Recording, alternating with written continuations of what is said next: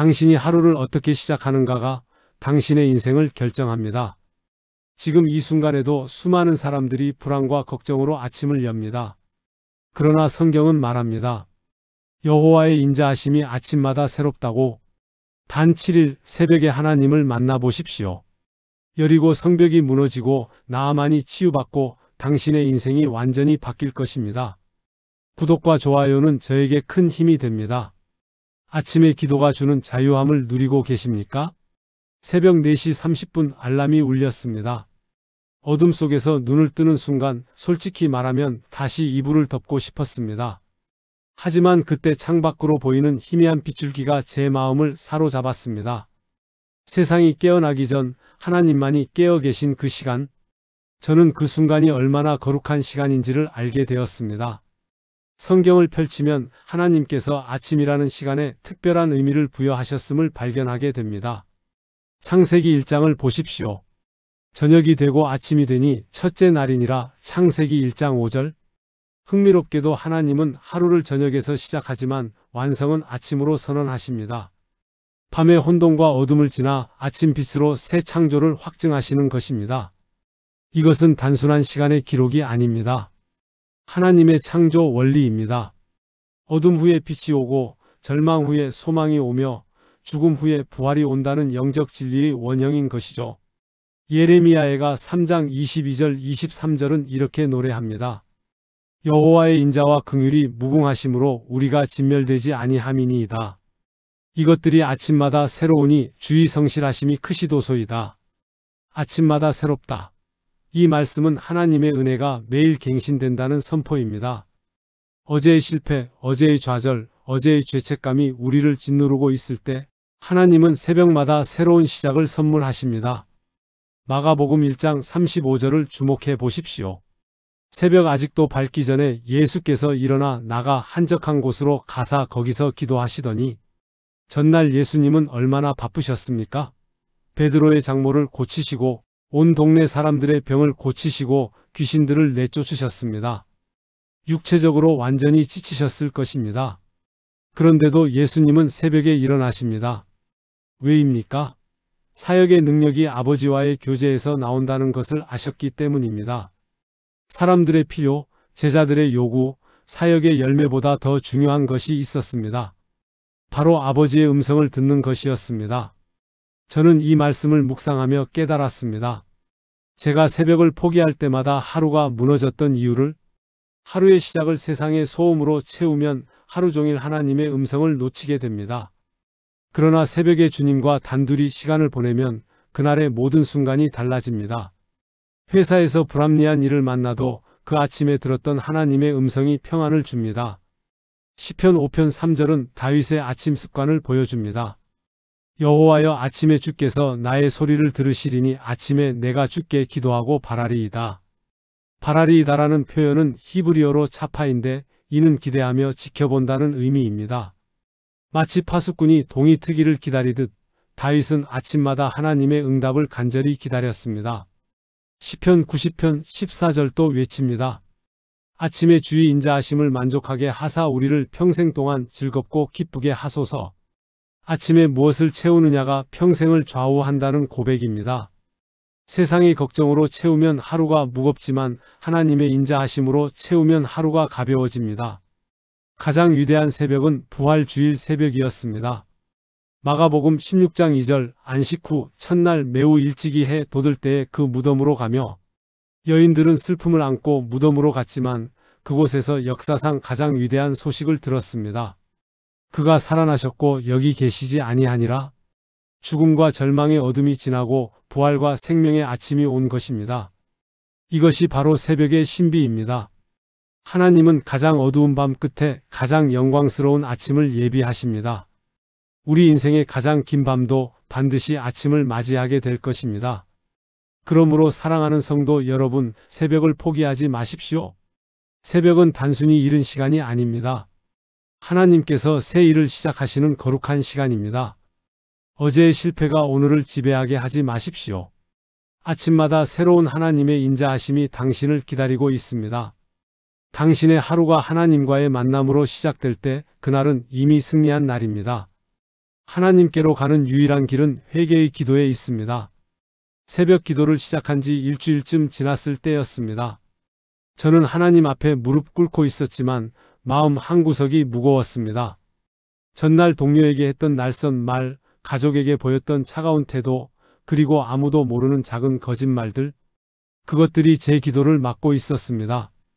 그때 깨달았습니다. 하나님과의 대화는 깨끗한 마음에서 시작된다는 것을. 회개는 헬라어로 메타노이아입니다. 이는 단순히 후회가 아니라 생각의 방향을 완전히 바꾼다는 뜻입니다. 우리는 종종 회개를 죄책감이나 자기 혐오와 혼동합니다. 하지만 성경이 말하는 회개는 정반대입니다. 회개는 우리를 정죄하려는 것이 아니라 아버지의 품으로 돌아가게 하는 초대장입니다. 누가복음 15장의 탕자 비유를 보십시오. 돼지 우리에 앉아있던 아들이 내가 일어나 아버지께로 가서 누가복음 15장 18절 결심하는 순간 그것이 회개의 시작입니다. 그가 집으로 돌아갈 때 아버지는 달려와 그를 안았습니다. 질책이 아니라 포옹이었습니다. 이것이 하나님의 마음입니다. 요한일서 1장 9절은 명확히 선포합니다. 만일 우리가 우리 죄를 자백하면 그는 미쁘시고 의로우사 우리 죄를 사하시며 우리를 모든 불의에서 깨끗하게 하실 것이요. 하나님은 우리의 고백을 기다리고 계십니다. 변명이 아니라 고백을, 자기 합리화가 아니라 진실한 인정을 원하십니다. 시편 51편은 역사상 가장 깊은 회개의 기도입니다. 다윗은 밧세바와의 간음, 그리고 우리아를 죽인 살인이라는 이중의 죄를 지었습니다. 선지자 나단이 그의 죄를 지적했을 때 다윗은 변명하지 않았습니다. 그는 무너졌고 하나님 앞에 엎드렸습니다. 하나님이여 주의 인자를 따라 내게 은혜를 베푸시며 주의 많은 긍휼을 따라 내 죄악을 지워주소서. 시편 51편 1절. 다윗은 자신의 의로움이 아니라 오직 하나님의 긍휼에 호소합니다. 그는 알았습니다. 자신의 행위로는 결코 이 죄를 씻을 수 없다는 것을. 그리고 7절에서 외칩니다. 우슬초로 나를 정결하게 하소서. 내가 정하리이다. 나를 씻어주소서. 내가 눈보다 희리이다. 우슬초는 제사장이 정결 예식에 사용하던 식물입니다. 다윗은 제사장적 정결함, 즉 하나님이 주시는 완전한 용서를 구하고 있습니다. 가장 핵심적인 고백은 10절입니다. 하나님이여 내 속에 정한 마음을 창조하시고 내 안에 정직한 영을 새롭게 하소서. 창조하다는 히브리어 바라는 창세기 1장에서 하나님이 천지를 창조하실 때 사용된 단어와 같습니다. 다윗은 알았습니다. 자신의 마음은 수리할 수준이 아니라 완전히 새로 창조되어야 한다는 것을. 저도 이 기도를 드렸습니다. 주님, 제 마음을 창조해 주세요. 제가 고칠 수 없습니다. 그 순간 눈물이 흘러내렸습니다. 부끄러움의 눈물이 아니라 해방의 눈물이었습니다. 제가 완벽해야 한다는 짐을 내려놓는 순간 하나님의 은혜가 저를 덮었습니다. 요나서는 회개의 드라마입니다. 하나님의 명령을 거부하고 도망친 요나는 바다에 던져지고 물고기 뱃속에 갇힙니다. 그곳은 어둡고 악취가 나며 희망이 없는 곳이었습니다. 그러나 바로 그곳에서 요나는 기도합니다. 내가 받는 고난으로 말미암아 여호와께 불러 아뢰었더니 주께서 내게 대답하셨고 내가 스올의 뱃속에서 부르짖었더니 주께서 나의 음성을 들으셨나이다. 요나 2장 2절. 요나는 자신이 죽음의 문턱에 있음을 인정합니다. 그리고 8절에서 고백합니다.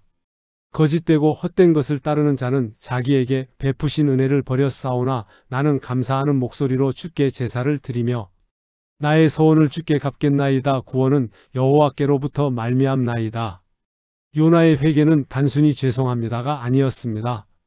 그는 자신의 길이 잘못되었음을 인정하고 하나님의 길로 돌아가겠다고 서원했습니다.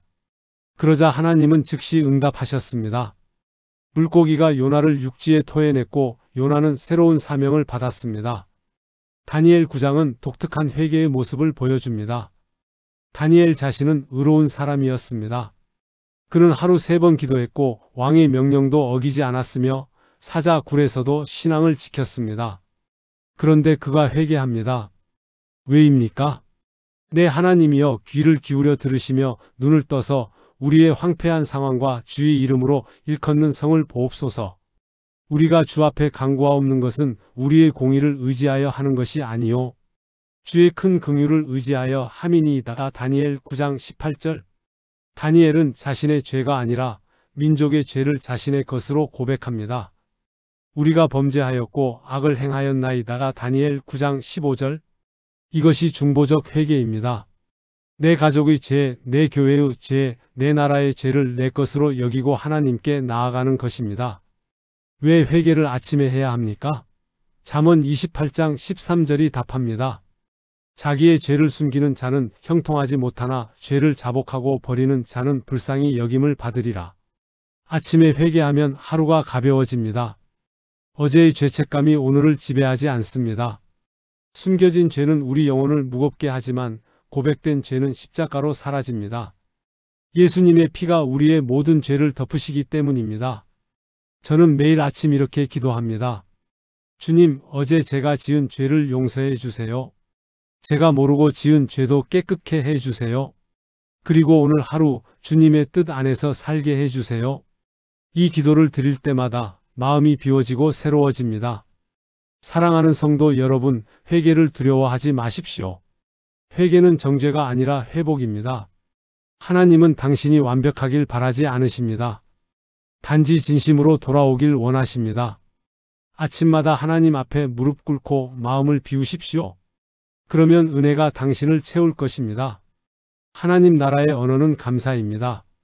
새벽 기도를 시작한 지 한 달쯤 지났을 때 저는 위기를 맞았습니다. 회사에서 진행하던 프로젝트가 엎어졌고 상사로부터 질책을 들었습니다. 그날 아침 무릎을 꿇었지만 입에서 불평만 나왔습니다. 하나님, 왜 이런 일이 생깁니까? 그때 성령님께서 조용히 물으셨습니다. 너에겐 감사할 것이 없느냐? 저는 멈췄습니다. 그리고 눈물로 고백했습니다. 주님, 이 상황은 어렵지만 여전히 저는 주님의 자녀입니다. 감사합니다. 데살로니가전서 5장 18절은 명령합니다. 범사에 감사하라. 이것이 그리스도 예수 안에서 너희를 향하신 하나님의 뜻이니라. 여기서 범사에는 헬라어로 엔판티인데 이는 모든 상황 속에서라는 뜻입니다. 좋은 일이 있을 때만 감사하는 것이 아니라 어려운 상황 속에서도 감사하라는 말씀입니다. 이것은 비현실적인 긍정주의가 아닙니다. 감사는 상황이 좋아서 드리는 것이 아니라 상황을 주관하시는 하나님을 신뢰하기 때문에 드리는 것입니다. 로마서 8장 28절이 말씀하십니다. 우리가 알거니와 하나님을 사랑하는 자, 곧 그의 뜻대로 부르심을 입은 자들에게는 모든 것이 합력하여 선을 이루느니라. 감사는 단순한 감정이 아닙니다. 그것은 믿음의 고백이요 하나님의 주권을 인정하는 예배입니다. 시편 50편 23절은 선포합니다. 감사로 제사를 드리는 자가 나를 영화롭게 하나니. 감사가 제사입니다. 구약시대에는 짐승을 드렸지만 신약시대에는 감사의 제사를 드립니다. 사무엘상 21, 22장을 보면 다윗은 사울 왕에게 쫓겨 아둘람 굴에 숨어 있습니다. 왕이 될 것이라는 약속을 받았지만 현실은 도망자 신세였습니다. 그러나 바로 그 광야에서 그 절망의 동굴에서 다윗은 시편 34편을 썼습니다. 내가 여호와를 항상 송축함이여 그를 송축함이 내 입에 계속하리로다. 내 영혼이 여호와로 자랑하리니 공고한 자들이 이를 듣고 기뻐하리로다. 시편 34편 1절 2절. 항상이라는 단어를 주목하십시오. 좋을 때만이 아니라 어려울 때도 감사한다는 고백입니다. 다윗은 계속 고백합니다. 내가 여호와께 구함에 그께서 응답하시고 내 모든 두려움에서 나를 건지셨도다. 시편 34편 4절. 아직 상황은 바뀌지 않았습니다. 여전히 동굴 속이고 여전히 사울은 그를 쫓고 있습니다. 그러나 다윗은 미리 감사합니다. 왜냐하면 하나님께서 반드시 응답하실 것을 믿기 때문입니다. 시편 63편도 광야에서 쓰인 시입니다. 하나님이여 주는 나의 하나님이시라. 내가 간절히 주를 찾되 물이 없어 마르고 황폐한 땅에서 내 영혼이 주를 갈망하며 내 육체가 주를 앙모하나이다. 시편 63편 1절. 목마른 광야에서도 다윗은 하나님을 찾습니다. 그리고 7절에서 고백합니다. 주께서 나의 도움이 되셨나이다. 내가 주의 날개 그늘에서 즐겁게 부르리이다. 욥기 1장은 충격적인 장면으로 시작합니다. 하루 만에 욥은 모든 재산을 잃고 10명의 자녀를 잃었습니다. 그가 가진 모든 것이 사라졌습니다. 그의 반응은 무엇이었습니까? 욥이 일어나 겉옷을 찢고 머리털을 밀고 땅에 엎드려 경배하며 이르되 내가 모태에서 알몸으로 나와 싸운즉 또한 알몸으로 그리로 돌아가올지라. 주신 이도 여호와시요 거두신 이도 여호와시오니 여호와의 이름이 찬송을 받으실지니이다. 욥기서 1장 20절 21절. 이것은 체념이 아닙니다. 이것은 신앙 고백입니다. 욥은 자신이 가진 모든 것이 원래 하나님께로부터 온 것임을 인정합니다. 그러므로 하나님께서 거두어 가실 때도 그분의 주권을 인정하는 것입니다. 22절은 증거합니다. 이 모든 일에 욥이 범죄하지 아니하고 하나님을 향하여 원망하지 아니하니라. 저는 이 말씀을 묵상하며 부끄러워졌습니다. 작은 어려움에도 불평했던 제 모습이 떠올랐습니다. 욥은 모든 것을 잃고도 하나님을 찬양했는데 저는 여전히 건강하고 가족이 있고 직장이 있으면서도 감사하지 못했습니다. 사도행전 16장은 감사의 능력을 극적으로 보여줍니다. 바울과 실라는 복음을 전하다가 옥에 갇혔습니다. 그들은 심하게 매를 맞았고 발에는 착고가 채워졌습니다. 가장 깊은 감옥, 가장 불편한 자세로 밤을 보내야 했습니다. 그런데 25절 한밤중에 바울과 실라가 기도하고 하나님을 찬송하며 죄수들이 듣더라. 한밤중입니다. 가장 어둡고 가장 절망적인 시간입니다. 그러나 그들은 찬송했습니다. 불평이 아니라 찬송, 원망이 아니라 기도가 그들의 입에서 나왔습니다. 결과는 놀라웠습니다. 이에 갑자기 큰 지진이 나서 옥터가 움직이고 문이 곧 다 열리며 모든 사람의 매인 것이 다 풀어진지라. 사도행전 16장 26절. 감사와 찬양이 옥문을 연 것입니다. 이것은 상징이 아닙니다. 실제로 일어난 일입니다. 하나님은 감사하는 자의 기도에 응답하십니다. 더 놀라운 것은 간수의 구원입니다. 옥문이 열렸지만 바울과 실라는 도망가지 않았습니다. 그들의 신실함을 본 간수는 선생들이여 내가 어떻게 하여야 구원을 받으리이까? 사도행전 16장 30절에 물었습니다. 그날 밤 간수와 그의 온 집이 세례를 받았습니다. 감사가 한 영혼을 구원한 것입니다.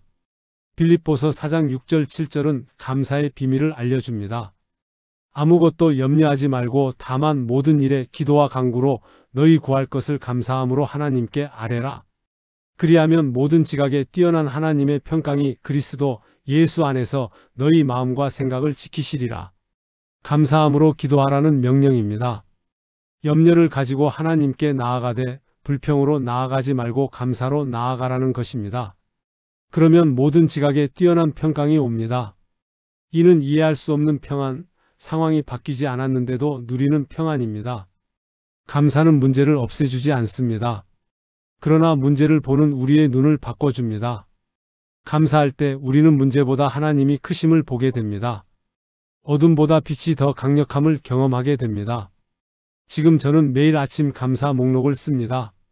크든 작든 5가지를 감사합니다. 살아있음에 감사합니다. 가족이 있음에 감사합니다. 이 시련을 통해 성장할 기회를 주심에 감사합니다. 이렇게 감사로 하루를 시작하면 하루가 달라집니다. 같은 문제를 만나도 하나님의 시선으로 볼 수 있습니다. 사랑하는 성도 여러분, 오늘 아침 무엇으로 하루를 시작하시겠습니까? 불평입니까? 감사입니까? 하나님께 감사로 하루를 여십시오. 범사에 감사하십시오. 그것이 그리스도 예수 안에서 여러분을 향하신 하나님의 뜻입니다. 감사는 상황을 바꾸지 못할지 모르지만 여러분을 바꿀 것입니다. 그리고 변화된 여러분을 통해 하나님은 상황도 바꾸실 것입니다. 진정한 하나님과의 대화는 강구에 있습니다. 새벽 기도 2달째 저는 중요한 결정 앞에 서 있었습니다. 회사에서 해외 발령 제안이 왔고 가족과 떨어져 2년을 보내야 하는 상황이었습니다. 승진의 기회였지만 어린 자녀들을 생각하면 마음이 무거웠습니다. 그날 아침 저는 하나님께 간절히 기도했습니다. 주님, 제가 무엇을 선택해야 합니까? 그런데 놀랍게도 하나님은 제 질문에 직접 답하지 않으셨습니다. 대신 이렇게 물으셨습니다. 너는 무엇을 가장 원하느냐? 내 성공이냐? 내 뜻이냐? 빌립보서 4장 6절은 기도의 핵심을 알려줍니다. 아무것도 염려하지 말고 다만 모든 일에 기도와 간구로 너희 구할 것을 감사함으로 하나님께 아뢰라. 여기서 기도는 헬라어로 프로슈케, 일반적인 기도를 의미합니다. 그러나 간구는 데시스인데 이는 특정한 필요를 위한 간절한 요청을 뜻합니다. 하나님은 우리가 구체적으로 기도하기를 원하십니다.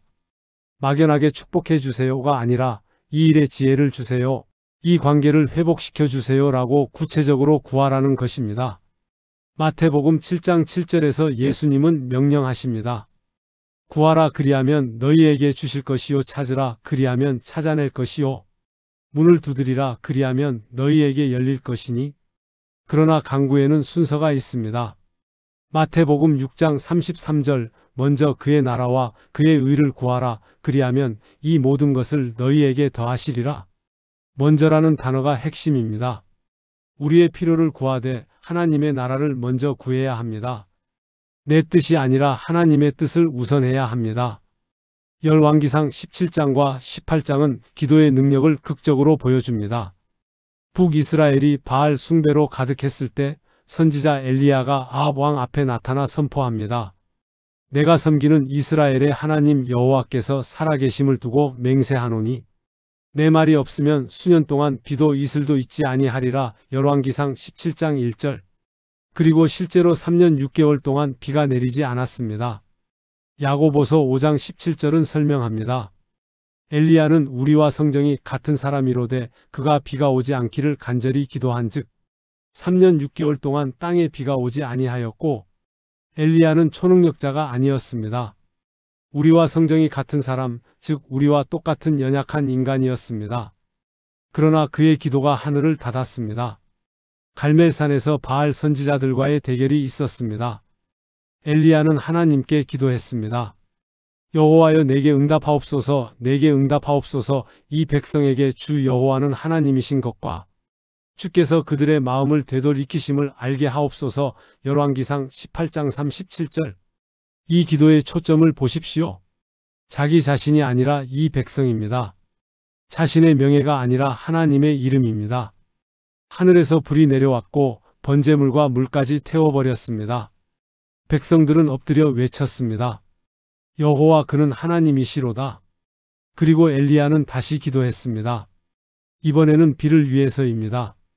그는 무릎을 꿇고 얼굴을 땅에 대고 7번 기도했습니다. 열왕기상 18장 42절 43절. 드디어 큰 비가 쏟아졌습니다. 엘리야의 기도는 하나님 중심이었습니다. 자기 필요가 아니라 하나님의 영광, 백성의 회개를 위한 기도였습니다. 그러한 기도에 하나님은 하늘을 닫고 여는 권능으로 응답하셨습니다. 사무엘상 1장은 한 여인의 절박한 기도를 기록합니다. 한나는 아이가 없었습니다. 당시 문화에서 불임은 단순히 개인의 슬픔이 아니라 저주로 여겨졌습니다. 게다가 남편의 다른 아내 분인나는 자녀를 낳으며 한나를 괴롭혔습니다. 한나는 실로 성전으로 갔습니다. 한나가 마음이 괴로워서 여호와께 기도하고 통곡하며 사무엘상 1장 10절. 그녀는 입술만 움직이고 소리는 내지 않았습니다. 너무나 깊은 기도여서 말로 표현할 수조차 없었던 것입니다. 제사장 엘리는 그녀가 술 취한 줄 알았을 정도였습니다. 한나의 기도에는 서원이 있었습니다. 만군의 여호와여, 만일 주의 여종의 고통을 돌보시고 나를 기억하사 주의 여종을 잊지 아니하시고 아들을 주시면 내가 그의 평생에 그를 여호와께 드리고. 사무엘상 1장 11절. 이것은 거래가 아닙니다. 이것은 헌신입니다. 자신이 간절히 원하는 것을 받는 즉시 하나님께 돌려드리겠다는 서원입니다. 하나님은 응답하셨습니다. 한나는 사무엘을 낳았고 젖을 뗀 후 그를 성전에 드렸습니다.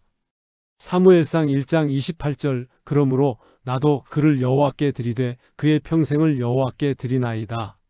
한나는 약속을 지켰습니다.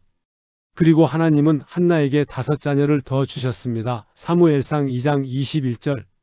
저는 한나의 기도를 묵상하며 깨달았습니다. 제 기도가 얼마나 이기적이었는지를. 주세요는 많았지만 드리겠습니다는 없었습니다. 그날 아침 저는 기도를 바꿨습니다. 주님, 이 해외 발령이 주님의 뜻이라면 가겠습니다. 그러나 그곳에서 제가 주님의 영광을 위해 쓰임받게 하소서. 평안이 찾아왔습니다. 마태복음 6장 9절에서 13절 주기도문은 간구의 모델입니다. 하늘에 계신 우리 아버지여 이름이 거룩히 여김을 받으시오며, 기도는 아버지라는 친밀한 호칭으로 시작하지만 즉시 이름이 거룩히 여김을 받으시오며로 이어집니다. 친밀함과 경외함이 공존합니다. 나라가 임하시오며 뜻이 하늘에서 이루어진 것 같이 땅에서도 이루어지이다. 먼저 하나님의 나라와 뜻을 구합니다. 내 계획이 아니라 하나님의 계획입니다. 그 다음에야 오늘 우리에게 일용할 양식을 주시옵고 개인의 필요를 구합니다. 순서가 중요합니다. 하나님의 영광, 하나님의 나라, 하나님의 뜻, 우리의 필요. 이 순서가 바뀌면 기도는 단순한 소원 빌기가 됩니다. 그러나 이 순서를 지키면 기도는 하나님의 뜻과 우리의 필요가 만나는 거룩한 대화가 됩니다. 가장 깊은 간구의 기도는 겟세마네 동산에서 드려졌습니다. 예수님은 십자가를 앞두고 기도하셨습니다.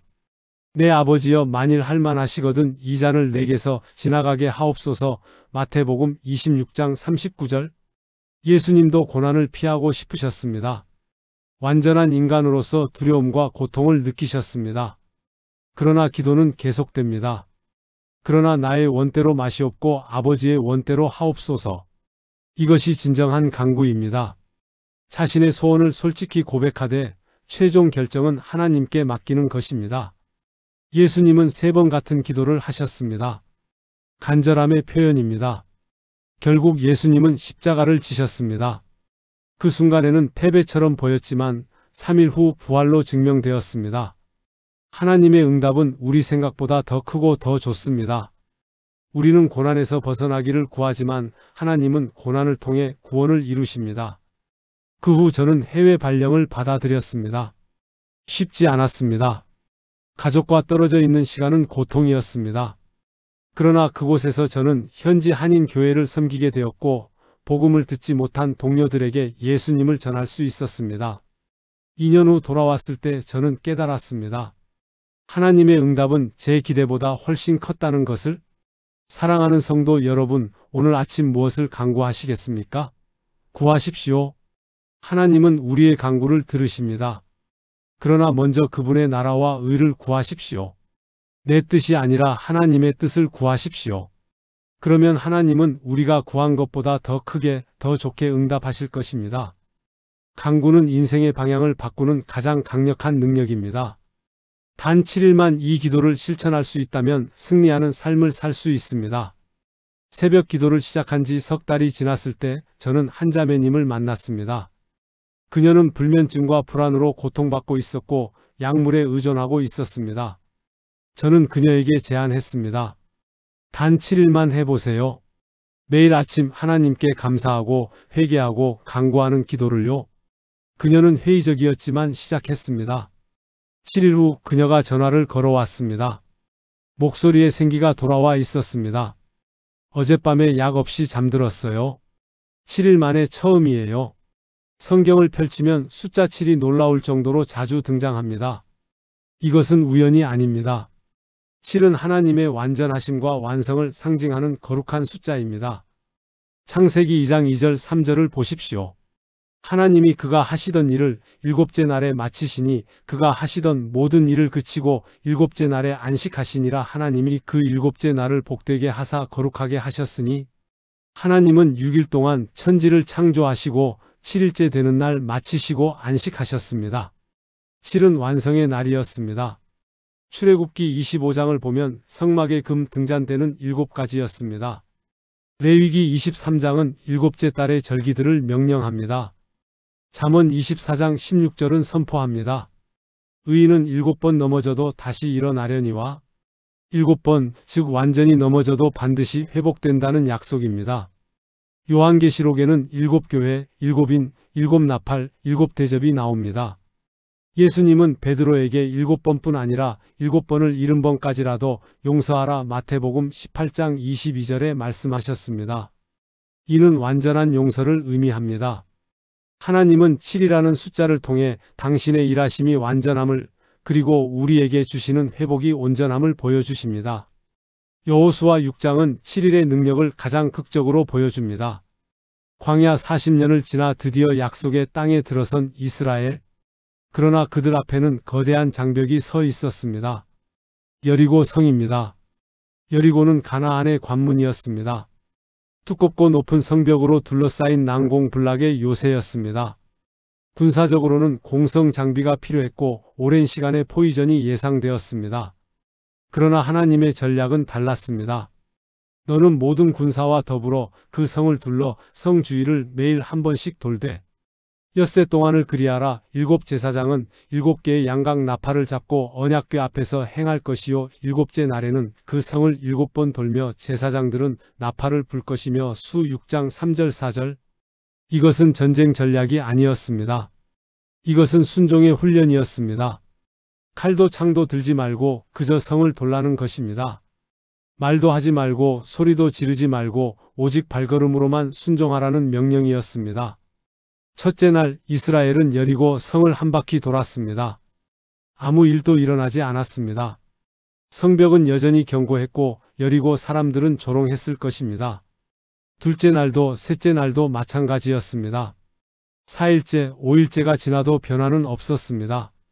6일째 되는 날 이스라엘 백성 중 누군가는 이렇게 생각했을지 모릅니다. 이게 무슨 의미가 있는가? 6일이나 돌았는데 아무 변화도 없지 않은가? 의심이 찾아왔을 것입니다. 피곤함이 몰려왔을 것입니다. 그러나 7째 날이 왔습니다. 그날은 달랐습니다. 7째 날 새벽에 그들이 일찍이 일어나서 전과 같은 방식으로 그 성을 7번 도니 그 성을 7번 돈 것은 그 날뿐이었더라. 수 6장 15절. 7번째 돌 때 여호수아가 외쳤습니다. 외치라 여호와께서 너희에게 이 성을 주셨느니라. 수 6장 16절. 이에 백성은 외치고 제사장들은 나팔을 불매 백성이 나팔 소리를 들을 때에 크게 소리질러 외치니 성벽이 무너져 내린지라. 수 6장 20절. 7일간의 순종이 불가능을 가능하게 만들었습니다. 칼 한 번 휘두르지 않고 돌 하나 던지지 않고 오직 하나님의 명령에 순종함으로 성벽이 무너진 것입니다. 저는 이 말씀을 묵상하며 깨달았습니다. 하나님은 우리의 능력이 아니라 순종을 원하신다는 것을. 여리고 성벽은 이스라엘의 군사력으로 무너진 것이 아니라 7일간의 완전한 순종으로 무너졌습니다. 열왕기하 5장은 또 다른 7의 기적을 보여줍니다.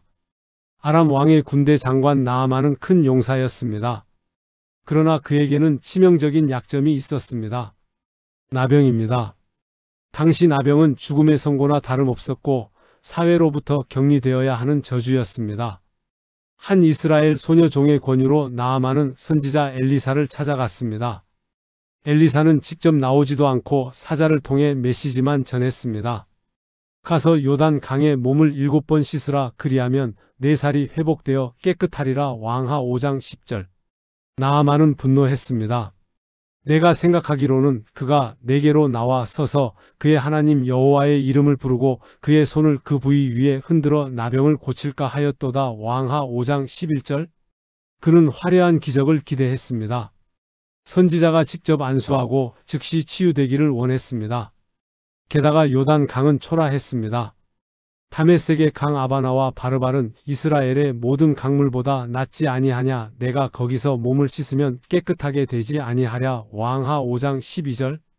그는 분을 내며 돌아섰습니다. 다행히 그의 종들이 간곡히 권했습니다. 내 아버지여 선지자가 당신에게 큰일을 명령하였다면 행하지 아니하였으리이까. 하물며 당신에게 이르기를 씻어 깨끗하게 하라 함이리이까. 왕하 5장 13절.